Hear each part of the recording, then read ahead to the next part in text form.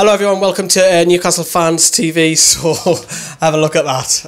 That's the Chelsea side that we think that they're going to go with. So Chelsea won 1-0 over Swansea midweek, and Conte made some changes. He did get sent off, but we don't think he'll be suspended for this game because he's got up until, I think it's up to the 5th of December, I believe, off the top of my head. Might be later than that, so Conte will be in the dugout. So you'll go with the three at the back. Azpilicueta, who missed his first game in like loads of games, he'll come back in. I think Rudiger will keep his place. He scored midweek. And then Gary Cahill. I don't think David Luiz will make it because he's got a knee injury, and Christensen either. I think he'll be on the bench. I think you go Fabregas and Kante instead of Bakayoko. Alonso picks himself at the left wing back, and then Victor Moses on the right, and then you probably look at the two number 10s, the likes of Hazard and Pedro, and then Morata up top.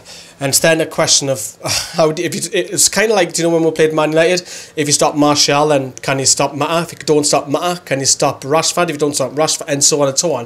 It's kind of like this all over again. So I think if you look at that, first of all, you think of Chelsea and then think of the win back straight away. So you know the likes of Alonso, who's a much improved player since his Sunderland days, and Victor Moses, again, much improved player.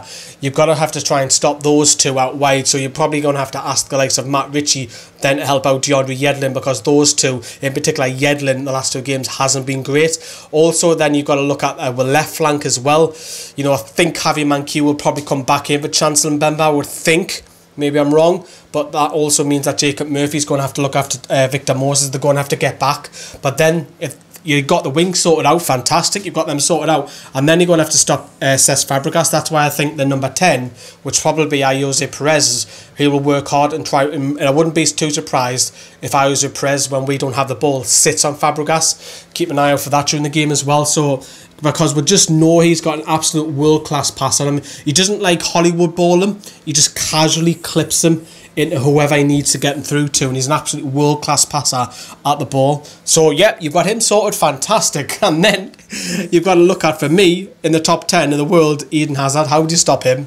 I mean, he could just go through Isaac Hayden, Mikel Merino without any ease if he wants to. It all depends if he feels up for it, and how do you stop him? That's the question I'm asking you lot at home, because I haven't got the answer for you. I'm meant to have the answers when I do this. I'm not the expert. I just try and predict what Rafa goes for and what Conte will go for. And then you've got Pedro on the other side, who's having a better 18 months than what he did in the first year that he was at the club. And then if you feed Morata, he's got what, I think it's 8 or 9 goals so far in the Premier League this season. You give him service, he'll score.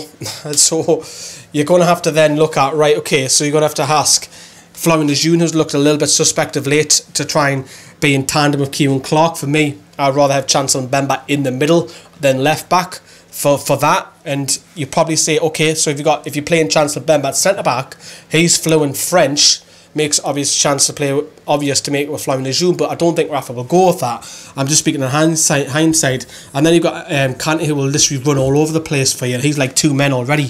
It's a difficult way to look at that and where Newcastle can hurt. Now, you know, you probably have to ask yourselves, okay, so who's going to play in midfield to try and stop this? Because there's possibly 3 going forward at any one time. So you would have to say that Mikel Merino has to start, because he's won the most tackles out of any Newcastle player this season, so he has to start. And he can also bring the ball forward on attack. And I think you've got to go with Isaac Hayden rather than Jonjo Shelvey against these lot, personally, for me, because Hayden does a better job defensively than what Shelvey does. And unfortunately, I would put Jonjo Shelvey on the bench for this game. Yes, he was fantastic at midweek, but for this game, I wouldn't actually start him. And then you're saying, okay, so you're playing the one up top. Is he going to go with Joselu? Probably. But can Joselu really do damage against these 3? I cannot say. I think Mitrovic will do a better job. Is Mitrovic the better player? That's up for debate for everybody. But for me, I think Mitrovic will cause more damage against these 3. Not so much damage, even presence around him as well. You know, like a bit of chaos around him. I think Mitrovic has got more in his locker than what Joselu has for this one. So for me, I'll go for Mitrovic on this game. And I think majority of Newcastle fans will probably say that as well. Speaking of the tune, let's get out at the tune. Right then, Newcastle. This is what I think Rafa will go with rather than what I want, to be fair with you. I think he will keep Carl Darlow in the goal. I don't think it makes much sense to play Carl Darlow for one game. I think bring Rob Elliott back. Don't see the point. Goalkeepers don't need rested. And then I think it'll be Yedlin, Lejeune, Clark and Manquillo. Unfortunately, I don't think Chancellor Mbemba will play at left back. I would love to see him there. I would love to be proved wrong by Rafa Benitez. I think Mbemba's the better defender than what Manquillo is, but I think he trusts his Spanish players, doesn't he? And I think he'll go with him. And then I think it'll be Richie on the right.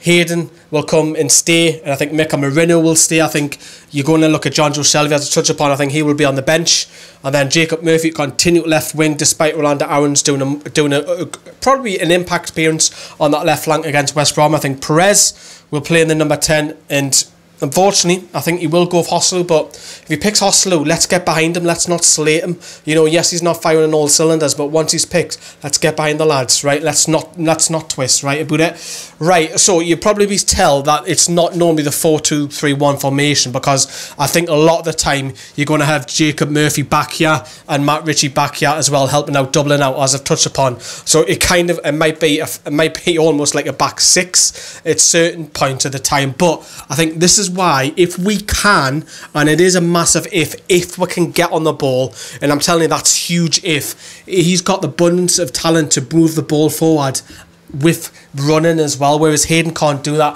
Jonjo Shelvey can't do that, and if he can do that, get Jacob Murphy on the go, get Ayoze Perez spinning off. Hoslu, his movement isn't great, but he needs service. He does get criticised a lot, but you know, if you give him, 3 to 4 chances, surely put one of them away. Does he get that amount of chances like the top end Sergio Aguero gets or Romelu Lukaku gets? No. Hoslu has to deal with 1 or 2 per game if he's lucky. Yes, you probably say he has to finish one of them at some points, but he needs service for me. Isaac Hayden's important as well to be the enforcer. Do you know, sit here, and I think Mika Marino needs to be that person as well. You're going to have to then sit back and just hope that Chelsea, because I think Chelsea will pepper us with at least 15 shots, whether they're on target or not.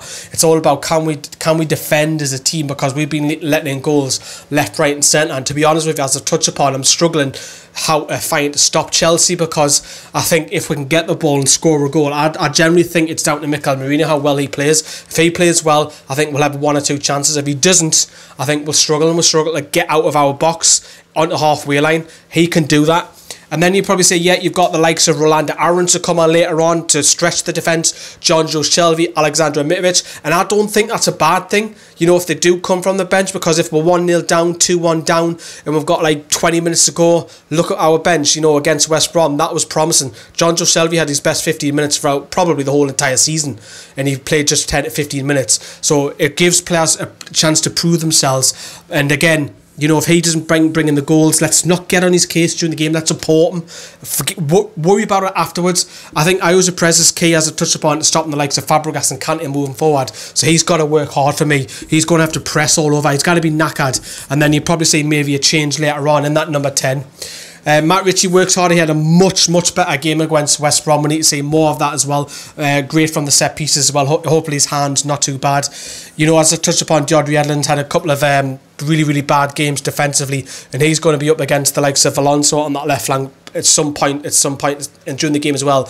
Eden Hazard will come out on the left flank, so he's going to need help, and these two need to communicate really bad, because you know, Clark would probably fall for one of the goals on Tuesday night, and Lejeune, who looked a little bit better against West Brom, but for me, I would like, as I've touched upon, see Chancellor Mbemba come in here, because I think the French pairing is probably better, but do you know what it is? If you're offered a 0-0 draw or a 1-1 draw or a 2-2 draw right now, I'll be absolutely out of the moon with you.